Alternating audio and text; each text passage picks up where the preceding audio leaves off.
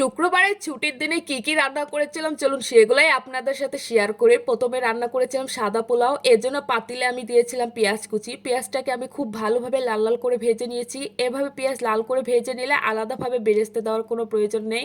এরপর আমি এখানে দিয়েছিলাম ধুয়ে রাখা পোলাওয়ের চাল, সাথে কিন্তু আমি তেজপাতা দিয়েছিলাম, এরপর দারচিনি আর এলাচ দিয়েছিলাম। সামান্য পরিমাণে আদা রসুন বাটা দিয়ে পোলাওয়ের চালটাকে আমি বেশ খানিকটা সময় একটু নেড়ে চেড়ে ভাজা ভাজা করে নিয়েছি।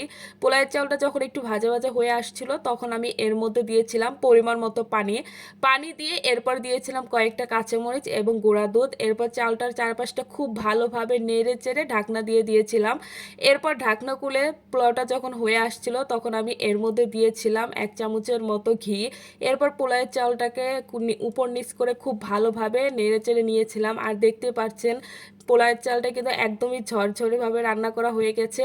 তো এগুলোই ছিল আমার শুক্রবারের ছুটির দিনের স্পেশাল পোলাও। এরপর সাথে ছিল মুরগির মাংস, যেটা আমি আলু দিয়ে ঝোল করে রান্না করেছিলাম।